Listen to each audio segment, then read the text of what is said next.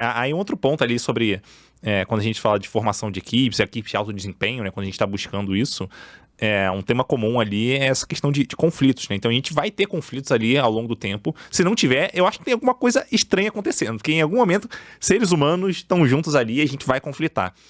Daí a questão como que a gente lida com esses conflitos? Porque você já pegou time minúsculo e já cresceu um time absurdamente, né? Então, eu queria entender até na sua experiência como é que você lidou com conflitos ali, como é que você, enfim, agiu com as pessoas e teve movimentação, não teve? Enfim, como é que talvez o teu framework de lidar com conflitos?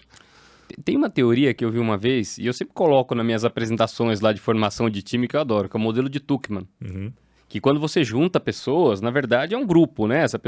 Esse grupo ainda não é um time, eles ainda não se conhecem. Então tem algumas coisas que são toleráveis. Então alguma brincadeira sem graça ali, você vai tolerando até que chega uma hora que você não suporta mais e aí começam os conflitos ganharem um pouco mais de peso. Então tem algumas etapas no modelo de Tuckman que tem que ser superadas. Então a primeira é trocar feedback, é ter realmente confiança para colocar os problemas na mesa, e aí o outro ponto é criar regras de convivência. Então tem coisas que dentro de uma equipe não dá para tolerar. Brincadeira que é engraçada só para uma pessoa, isso aí não pode ser tolerado. Então isso aí é uma regra de convivência. E depois que as regras de convivência estiverem criadas, e aí sim eu acho que o time vai ter... Não vai se tornar um time de alta performance por isso, mas não vai ter trava para ser um time de alta performance. Uhum. E aí na minha experiência com times maiores, bem maiores, eu sempre tentei tratar a galera como adulto, né? Então, poxa, vocês são adultos. Primeira coisa, eu não quero fazer um papel aqui de juiz, né? Chamar aqui, ficar fazendo julgar, você tá certo, você tá errado. Sempre tentei promover, assim, a galera se conversar. Ter realmente... Aí não é só confiança, mas maturidade, né? Para poder encarar ali e conversar. E o mais engraçado, né? Que eu vivi situações, inúmeras situações, casos mais diferentes possíveis. Mas na Camino, com 10 pessoas, quando a gente era no total da empresa 10 pessoas... Já tinha alguns conflitos do tamanho que eu tinha na empresa anterior, 20 vezes maior. Então é engraçado, porque você junta pessoas, e se essas pessoas não tiverem maturidade, confiança para conversar, para encarar esses conflitos, ele vai existir se são 3, se são 10, se são 200, se são 1000. E é interessante a gente olhar para esse caso e pensar assim...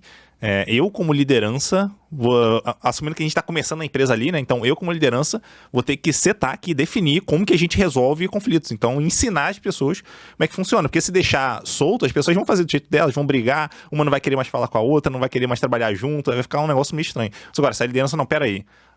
Conflito aqui a gente resolve assim, vamos sentar, conversar, entender se a gente for tomar decisão, beleza, talvez nem todo mundo concorde, entra muito no disagreeing committee, então a gente vai tomar uma decisão e a gente vai seguir por esse caminho, não é porque a gente não gosta da pessoa, não é porque a gente acha que a decisão é decisão burra, que a pessoa pensou, tipo, não, a questão é essa, a questão a gente precisa tomar uma decisão eventualmente, a gente vai ter conflitos, enfim, vai acontecer, então lidar com conflitos de forma natural, na minha visão, é algo bem importante, assim.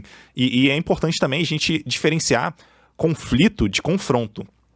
Conflito eu discordo de você, a gente vai discutir ali para tentar chegar numa conclusão, talvez não vai conseguir chegar numa conclusão, a gente vai ter que tomar uma decisão mesmo assim. Então esse é um conflito saudável, vamos dizer assim, né? E tem um confronto que eu começo a brigar com você, então em vez de falar, por exemplo, sobre o assunto que a gente está falando e criticar talvez o argumento que você está usando, eu começo a criticar você, o seu jeito de pensar, o seu jeito de, sei lá, resolver as coisas e tal, então começa a entrar muito numa questão pessoal ali, né? Aí, desse momento para frente, provavelmente a relação das pessoas já não vai ficar meio abalada, elas não vão querer trabalhar juntos e tal. Então, acho que diferenciar e como líder, conseguir identificar quando o conflito está se transformando em confronto, talvez seja o momento de, não, pera aí, pessoal, vamos parar aqui, depois a gente volta nessa conversa, do jeito que a gente está caminhando aqui não vai dar muito certo, a gente precisa conversar quando a cabeça estiver fria. Então, vamos deixar passar, amanhã a gente conversa e tal. Então, saber identificar a nuance ali para conseguir lidar melhor com o problema, acho que é bem importante também.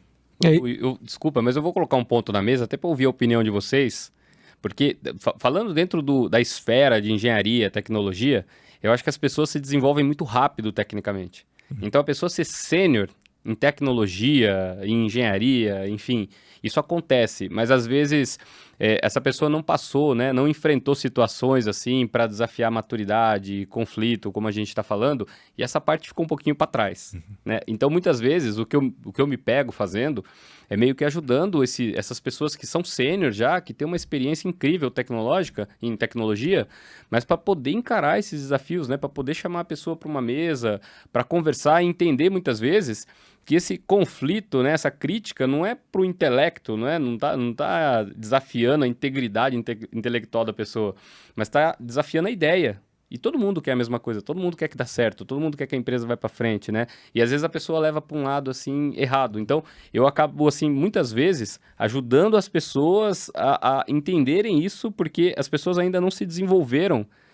E por isso que é importante a gente sair dessa bolha, né, de tecnologia realmente e se desenvolver ali como pessoa, relacionamento, colaboração, enfim.